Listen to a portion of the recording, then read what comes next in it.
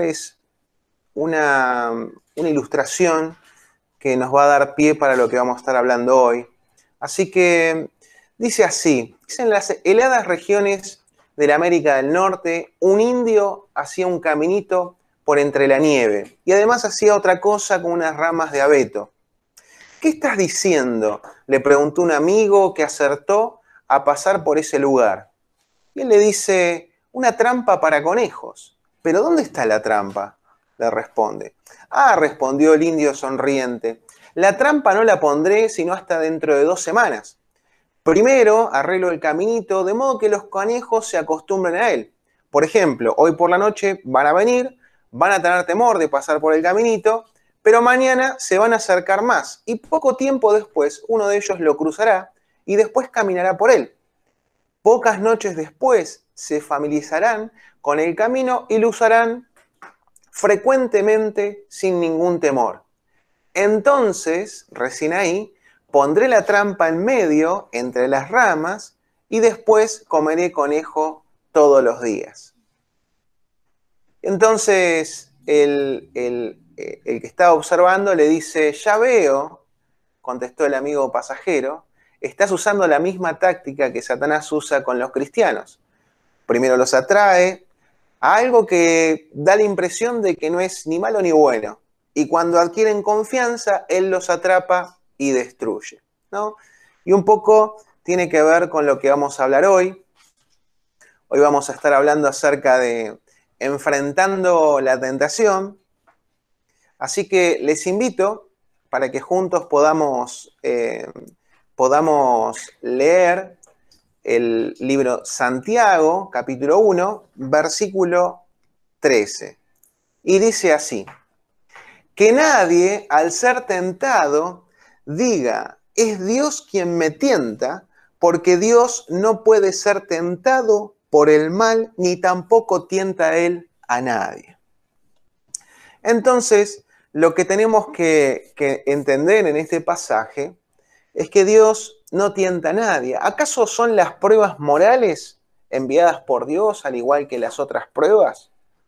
A veces nos confundimos, ¿no? Es como que no entendemos cabalmente acerca de la diferenciación entre una prueba y otra. El miércoles, estuvimos hablando de eso en el versículo 2, que distinguía una prueba de otra prueba. Una cosa es la prueba que tiene que ver con las circunstancias, que son, que exceden a nuestra capacidad, que no es algo que generamos nosotros, y otra cosa son aquellas tentaciones que nosotros, como la ilustración que vimos hace un ratito, las tentaciones, si caemos, o es como que vamos poco a poco metiéndonos hasta que caemos en la tentación y finalmente se da el pecado.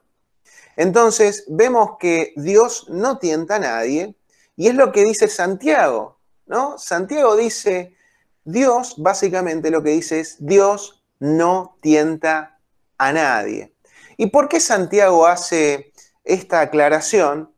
Porque hay veces que nosotros seguimos ese pensamiento como el pensamiento que tuvo Adán una vez que pecó junto a su compañera Eva, y en donde cuando Dios le pregunta dónde estaba y qué había hecho, Adán responde, la mujer que tú me diste por compañera me dio ese fruto, yo lo comí. Básicamente lo que le está echando la culpa es a Dios, que le dio a esa compañera que lo hizo pecar, por así decir. Y nosotros a veces, no sé si siempre, o por lo menos sentimos, recurrimos a eso mismo que Adán dijo.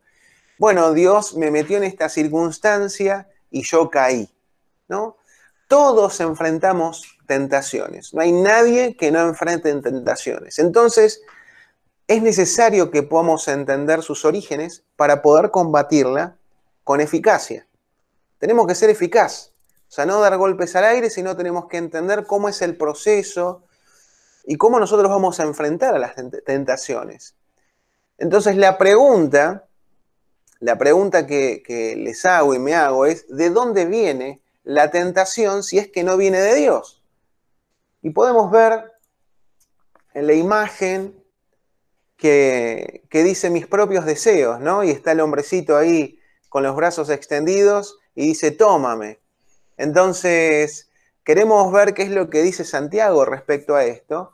Y vamos a ir al versículo siguiente, al versículo 14 y también al 15, que dice así. Dice, todo lo contrario, cada uno es tentado cuando sus propios malos deseos lo arrastran y seducen. Luego, cuando el deseo ha concebido, engendra el pecado, y el pecado, una vez que ha sido consumado, da a luz la muerte. Entonces, vemos acá que es importante que podamos reconocer nuestra responsabilidad. En todo en todo esto de la tentación, tenemos que entender que no es algo que la responsabilidad la tiene el otro, ¿no? Como Adán. La responsabilidad la tiene Dios o la responsabilidad la tiene Eva. Nosotros a veces tomamos estas dos posiciones. A veces le echamos la culpa a Dios, ¿no? Pero la Biblia es clara y dice que Dios no puede tentar a nadie. Entonces recurrimos, como sabemos que Dios no tienta a nadie, recurrimos a lo externo, o sea, a lo ajeno a nosotros, y le echamos la culpa a alguien más, a la televisión, a la cultura, a los compañeros de trabajo, a mi familia, le echamos la culpa a los otros, ¿no? Como que el otro tiene la culpa de que yo pise el palito. Como que lo externo es lo que a mí me hace pecar, que no tiene nada que ver conmigo, es algo externo. Y decimos o nos excusamos, lo que pasa es que no tengo la fortaleza, y bueno, y caigo, ¿no? Y usamos mucho esa palabra, todos lo usan, la palabra de cayó en pecado, caí en pecado, caemos en pecado. Pero ¿qué dice la Biblia acerca de esto? Número uno, es importante, que es lo que Santiago nos dice, tenemos que reconocer nuestra responsabilidad en la tentación. ¿Por qué? Porque dice que nuestros malos deseos son la raíz del problema. O sea, el problema no está afuera, sino que el problema lo tenemos adentro en nuestros deseos, aquellos que son malos, ¿no?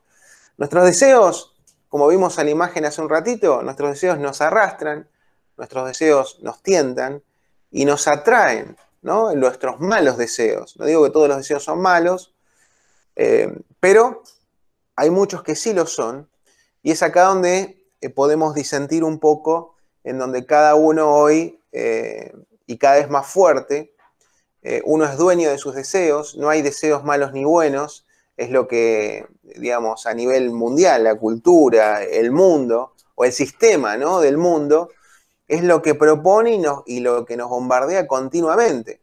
Desde los más chiquitos, en programas de televisión, hasta los más grandes. Cada uno es dueño de su vida, los deseos no son malos ni buenos, son deseos. Entonces, cada uno haga de acuerdo a los deseos, ¿no? A sus deseos. Y así estamos, y así estamos. Entonces, nuestros deseos, nuestros malos deseos nos arrastran, nos tientan, nos atraen.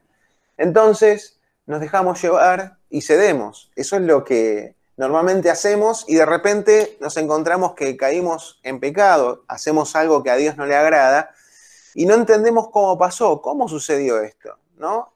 O a veces encontramos personajes cristianos muy reconocidos que de un día para el otro de repente están envueltos en un pecado escandaloso, y bueno, y nos enteramos y dice, bueno, tal persona cayó en pecado, ¿no? Pero otra vez insisto, Dios no es la fuente de tentación, sino mis propios deseos, mis propios deseos. Entonces, es importante que podamos ver que hay un proceso detrás del pecado. El pecado es un suceso o un proceso. Es algo que pasa de un momento a otro o es un proceso. Hay un mito respecto al pecado que tiene que ver con que, con esa frase que acabo de decir hace un ratito, caer en pecado, cometer un pecado. Entonces pensamos como que siempre estamos en el abismo, ¿no? Es como que vamos ahí al filo del abismo, caminando al bordecito, y de repente alguien, sin querer, se tropezó y se cayó al abismo. Bueno, la Biblia no lo propone así, y por eso es un mito decir caer en pecado. O sea, no es correcto.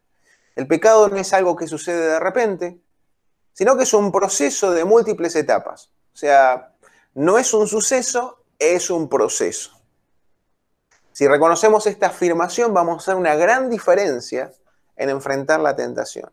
Si entendemos que todo comienza con un deseo y después de un proceso, uno, por así decir, da a luz ese pecado, vamos a poder evitar llegar al pecado que Dios, por el cual Dios pagó un gran precio. Por el pecado de cada uno de nosotros, Jesucristo se hizo hombre, que es Dios, se hizo hombre, vivió entre nosotros y tuvo que morir. O sea, Dios Padre tuvo que entregar a su Hijo, y su Hijo también entregó su vida porque quiso, voluntariamente. ¿Para qué? Para morir por cada uno de nuestros pecados. Por lo tanto, el pecado es algo grave. Si requiere la muerte del Hijo de Dios, es algo grave. A veces nosotros medimos el pecado por las consecuencias. Cuanto las consecuencias son más grandes, entendemos que el pecado es más grave también. Pero para Dios, todos los pecados son iguales, pero los pecados son tan graves para Dios que Cristo mismo tuvo que hacerse hombre y morir por cada uno de los pecados de toda la humanidad. Hay un proceso, y en este proceso yo quiero invitarlos a que podamos reflexionar, porque el objetivo de esta charla, esta reflexión, es que podamos presentar batalla. Y no solamente puede llegar a ayudarle a una persona que conoce a Cristo, que es cristiano, sino a aquellas personas que no lo conocen y que quizás están luchando con algún tipo de adicción. Creo que esto también puede aplicarse. Así que entendamos que para poder llegar a pecar hay un proceso atrás, y es acá donde nosotros nos encontramos, cada uno de nosotros, con un gran desafío, que no estamos tan acostumbrados. Voy a presentar 3 procesos en la batalla contra el pecado. 3 procesos. La primera batalla, por así decir, la primera batalla tiene que ver con nuestros deseos pecaminosos. Nuestros deseos pecaminosos tratan de atraernos. Hay deseos en nuestros corazones que a Dios no le agradan y que saben que nos llevan a pecar. Pero quiero poner un ejemplo para que podamos entenderlo. Vamos a imaginarnos, no sé si a todos, a mí me gusta comer asado, carne al horno, me gusta, pero imaginémonos por un momento que comer carne sería pecado. No estoy diciendo que lo sea, es un ejemplo, nada más. Ahora ya veo que salen todos y dicen, no, Diego dijo que comer carne es pecado. No, nada que ver. Es un ejemplo para que podamos entenderlo, nada más. Bueno, ahora imaginémonos que comer carne es pecado, ¿no? Ahora, que es algo malo, no es algo bueno, es algo malo. Pero voy a tratar de ponerlo en la práctica. Entonces, de repente a mi mente aparece la idea esta de tengo ganas de comer un asado, ¿no? Y yo sé que comer carne es pecado. Viene a mi mente, y ahí viene la primera batalla, viene a mi mente que quiero comer asado. Entonces, la acción frente a esta primera batalla tiene que ver con resistir. Decido no pensar en ello. O sea, decido no pensar en comer asado. Es lo primero que tengo que hacer. Y uno dice, bueno, ¿está mal pensar querer comer asado? No, no está mal, no es pecado. Todavía no. Todavía no. Es solamente una idea. Entonces yo tengo que resistir a esa idea. Y tengo que tratar de hacer lo necesario para que esa idea se vaya. Por lo tanto, es pensar en otra cosa y no en comer asado. Por ahí, si alguien está a dieta, por ahí puede llegar a ser un pecado. En mi caso, ese no es mi caso. Pero bueno, entonces resistimos, decido no pensar en ello y decido no alimentar ese pensamiento. Entonces lo que hago es comienzo a batallar en mi mente para que no venga ese pensamiento a mi cabeza. Ahora, imagínense que la pierdo, que no solamente que no resisto, ¿sí? No resisto en ese pensamiento, sino que empiezo a reflexionar y empiezo a pensar qué lindo un asadito, un costillal, ¿no? Un costillal ahí a la parrilla, que le voy poniendo chimichurri de vez en cuando, ¿no? Y sigo pensando, maquinando, ¿no? Acerca del asado. Y ya me estoy imaginando cómo hacer el asado, con el cuerito, ¿viste? Crujiente, y lo doy vuelta y vuelta, y me imagino con el cuchillo y el tenedor, ¿no? Desmenuzando la carne que está recontra tierna, ¿no? Y ahí estoy en mi imaginación. Entonces me estoy ocupando de ese deseo que me va a llevar a comer ese asado. Ahora, no solamente me quedo en eso, sino que busco en YouTube, ¿no? Busco en YouTube recetas para carne a la parrilla.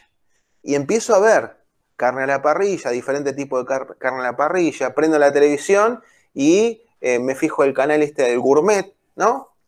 Parrilla a la mexicana, ¿no? Con algunos condimentos y empiezo a alimentar ese deseo que yo tengo en YouTube, en la televisión, en mi imaginación. Entonces, ocupo mi mente en ese deseo y alimento ese deseo, ¿no? Esa es la segunda batalla.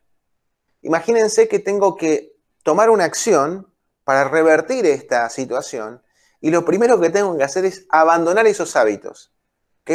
¿Cuál serían esos hábitos? Bueno, básicamente es, si no he apagado la tele, miro otro canal de cualquier cosa, o dejo de ver YouTube buscando eso y busco cualquier otra cosa que no tenga que ver con la comida, ni siquiera la comida. O sea, ni siquiera que tenga que ver con comer, porque en donde aparece una comida, no sé, una ensalada de lechuga y tomate, ya estoy pensando en el asado, que uno puede acompañar con eso. Entonces, no miro nada que tenga que ver con la comida, ni en la televisión, ni en YouTube, en ningún lado. Trato de mirar, no sé, miro deportes, para olvidarme de eso. Entonces, abandono esos hábitos que hacen crecer ese deseo. Ahora, hasta ahora lo único que estoy hablando fueron de deseos, todavía no hablé de pecado. Pero ya pueden imaginarse cómo se concibe el pecado cuando nosotros no tomamos ninguna acción preventiva para que eso suceda. O sea que no es que nosotros caminamos, digamos, al filo del abismo. Caminamos al filo del abismo cuando vino un pensamiento en nuestra mente, cuando no solamente no lo resistimos, sino que cedemos a ese pensamiento, lo alimentamos, lo ayudamos a crecer y aún así no hacemos nada. Y es un poco lo que dice Santiago acerca de los malos deseos. Hasta ahora no hablé de pecados. Ahora, pongamos esta situación en la práctica. ¿Qué cosas Dios nos está demandando respecto a nuestros deseos para no llegar a caer en el pecado? Por eso que el pecado no se cae el pecado de un día para el otro. Es algo que uno va trabajando, alimentando, que no pone resistencia, no cambia los hábitos, sino que hace crecer ese deseo. Y hasta ahora tenemos una posibilidad cada vez menor de no caer en ese pecado, hasta que surge la tercera batalla, que sería la última, y tiene que ver con que ya está, ya miramos YouTube, cómo hacer asado, miramos en la televisión el gourmet, en donde nos explican cómo hacer una parrillada, la mexicana, el país, poner el país que quieras, ¿sí? Y ya tenemos todas las ideas, y lo único que falta es ir a comprar el carbón, que en verdad ya fuimos, lo tenemos guardadito ahí, porque no lo usamos todavía, ¿viste? Pero ya tenemos la carne en la heladera, ya tenemos el carbón al costado de la parrilla está limpia, porque de eso se trata un poco los malos deseos, que uno va preparando todo para poder concebirlo. ¿Y qué es lo que pasa? Lo único que falta es algo, es poner la carne en la parrilla y ya se está asando, ya sentimos el olorcito y ya nos imaginamos saborearlo. Y cuando cedemos a todo esto, y Dios ya, ¿no? Una luz roja puso, esto no está bien, lo que vas a hacer está mal, ¿no? Y ahí está con la luz roja el Señor, porque no es que el Señor nos abandona, el Señor va poniendo luces de emergencia a medida que nosotros avanzamos.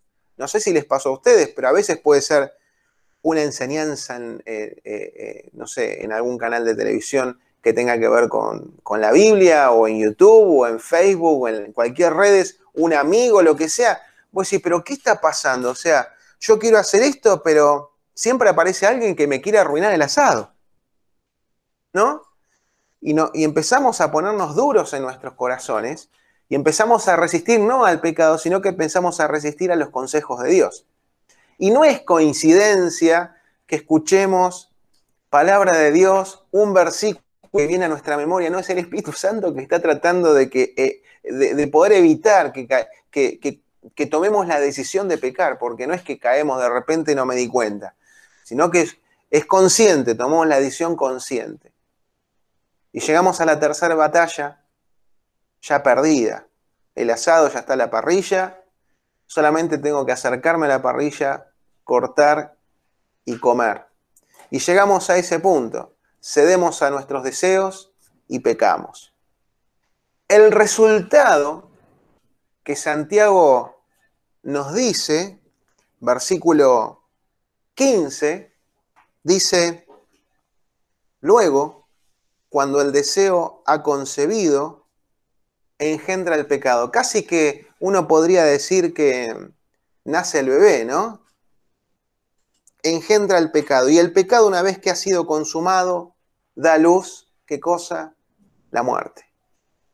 Da luz la muerte. El resultado, no estoy hablando de el pecado, estoy hablando de cualquier pecado. El resultado de cualquier pecado es la muerte. Y esa muerte tiene que ver con la relación con Dios. El pecado destruye la relación que tenemos con Dios. El pecado destruye, socava poco a poco la relación que Dios ha tratado de salvar. Y no solamente con Dios, sino con las personas que nos rodean. ¿Por qué yo sé esto? Si no tuviéramos la Biblia, sería cosa de reflexionar, nos damos cuenta de que el mundo en sus relaciones está totalmente destruida. ¿Por qué? Por el pecado. Pensemos un poco en nuestras familias. ¿Acaso no hemos tenido problemas en las relaciones familiares? ¿Hay alguna persona con la cual se ha roto la relación? Amigos, ¿no has defraudado o no te han defraudado algún amigo? ¿No hemos tenido problemas en las relaciones? ¿No han muerto algunas relaciones? Producto del pecado. ¿No te has sentido distante de Dios? No porque Dios se ha alejado, ¿eh? Dios no se aleja, Dios está ahí. No sé cómo hace Dios para soportar tanta maldad en el mundo. No entiendo, no lo entiendo, por eso no soy Dios. No sé cómo hace tanta paciencia, tanto amor, con tanta maldad. Es cosa de prender el noticiero 15 minutos y te das cuenta, te agarras la cabeza, te angustias. Tanta maldad. La relación entre los hombres ha sido destruida a causa del pecado. Entonces, el pecado destruye, el pecado trae muerte, no trae vida, trae muerte, destruye la relación con Dios y destruye la relación con las personas que nos rodean. Pero aún así, hay una acción que sí se puede tomar frente a la tentación. Batalla 1, la perdimos, batalla 2, la perdimos, y la batalla 3, consumamos el pecado. Pero hay una acción todavía hay esperanza. Lo que la Biblia nos propone, lo que Juan el Bautista ha propuesto, lo que Jesús ha propuesto, lo que Santiago propone, ¿no? Y tantas personas en la historia del cristianismo han propuesto, han manifestado, han proclamado, es el arrepentimiento. El arrepentimiento. El arrepentimiento es un cambio de actitud. Yo venía alimentando este deseo, he cedido, he alimentado el deseo, me he hecho un montón de cosas para poder consumar el pecado.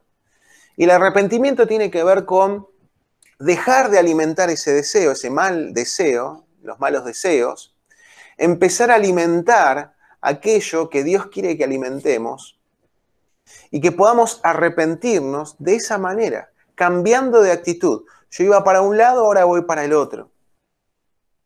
Vivo a la manera de Dios. Y después sí, pido perdón a Dios. Y quizás si pequé contra otra persona, le voy a pedir perdón a esa persona. Voy a arrepentirme y le voy a pedir perdón a esa persona también. ¿Por qué? Porque durante mucho tiempo en mi vida ha reinado la muerte, ha habido una destrucción en la relación con Dios y con las personas. Entonces ahora lo primero que tengo que hacer es restablecer la relación con Dios. Y gracias a Dios que tenemos la posibilidad por Cristo Jesús. Porque si Jesucristo no hubiera muerto y resucitado, nosotros estaríamos en la misma condición, sin posibilidad de relacionarnos con Dios. Pero a través de Cristo nosotros hoy podemos arrepentirnos, pedirle perdón al Señor, aceptar a Jesucristo como Señor y Salvador. Y Dios nos garantiza una relación por la eternidad. Y después tratar también, porque yo quiero ser transformado completamente y poder arrepentirme y pedir perdón a las personas con las cuales yo he pecado. Ahora, vimos todo el proceso, vemos que el pecado no es un suceso, sino es un proceso. Ahora quiero hacer una pregunta. Me hago una pregunta a mí, quiero hacerte una pregunta a vos. ¿Qué vamos a hacer cuando vengan las tentaciones? ¿Qué vamos a hacer? Número 1, deberíamos, ¿no? Reconocer cuál es nuestro papel en ese proceso. Que no es alguien que viene y nos hace caer, sino que está en nosotros, son nuestros malos deseos. Lo reconozco. Número 2, vamos a presentar batalla contra esos malos deseos. Por lo tanto, ¿qué hay que hacer? Matar de hambre los malos deseos para que no prosperen. Hay que matarlo de hambre. ¿Cómo hago para matar de hambre un mal deseo? Nunca lo escuché. Nunca lo escuché. Bueno, si vos tenés, volvamos al ejemplo, deseo de comerte un lindo asado, muy bien. Entonces, hacé lo necesario para dejar de pensar en ese lindo asado. Por ejemplo, ¿cómo? ¿Cómo hago? La palabra. Si yo quiero empezar a dejar que crezcan esos malos deseos, cambio mi forma de pensar y empiezo a leer la Biblia. Es fundamental porque tengo que cambiar acá mi forma de pensar, mi forma de razonar, mi forma de ver el mundo. ¿Cómo voy a hacer eso? Leyendo la palabra de Dios. Tengo otra de las cosas es estar atentos. ¿Por qué? Y porque no estamos acostumbrados a estar pensando en nuestros malos deseos. Nosotros estamos acostumbrados que en la iglesia nos tiran a veces un listado de las cosas que se pueden hacer y las cosas que no se pueden hacer. Entonces estamos atentos a no pecar, a no decir malas palabras, pero normalmente nos acordamos cuando las decimos. Uy, esto no se dice. Uy, esto no se hace. Pero nos acordamos tarde, porque agarramos tarde la batalla. Es como que, imagínense que no estamos preparados para ningún tipo de guerra y de repente viene la guerra a la puerta de nuestras casas. No estamos preparados, no tenemos armas, no conocemos tácticas de guerra, no sabemos absolutamente nada, nos agarra así. Y el pecado a veces es así, no nos damos cuenta, es importante poder estar alertas, estar atentos y orar. Estos dos pasajes o estas dos cosas que hablé, alimentarnos de la palabra, 1 Corintios 10:13, saber que no hay ninguna tentación que no sea humana, porque la tentación es producto de nuestros malos deseos. Por lo tanto, podemos, en Cristo Jesús, podemos vencer esos deseos y estar atentos y orar. Mateo 26:41. Tenemos que velar y estar atentos, velar y orar. Estar atentos y orar. Orar. Algo también que es muy bueno y recomendable es tener algún compañero de batalla, no estar solos. Es decir, vos sabés que, y hablar con esa persona, tengo estos malos deseos, ¿por qué no oramos juntos? Porque yo no quiero llegar a caer o a producir el pecado, ¿no? Tomar la decisión y pecar. Tenemos que ser más proactivos en este. Dios nos invita a ser proactivos, a no esperar hasta que el pecado salga a la luz, sino que podamos observar nuestros malos deseos y trabajar en esto. Y entonces sí vamos a decir que estamos de gloria en gloria, de victoria en victoria. No hay otra forma. No hay otra forma. Dios nos ha dado todos los recursos para que podamos ganar esta guerra. Todos, ¿eh? Pero si nosotros no estamos atentos, si nosotros no reemplazamos nuestra manera de pensar, si no presentamos batalla, vamos a caer una y otra vez. Así que quiero invitarte para que podamos juntos reconocer el proceso y que podamos matar nuestros malos deseos para que no prosperen. ¿De qué manera?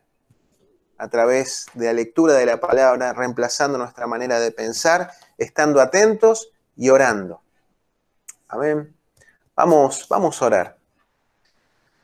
Señor, yo quiero darte gracias porque tú nos has arrojado luz a través de tu palabra.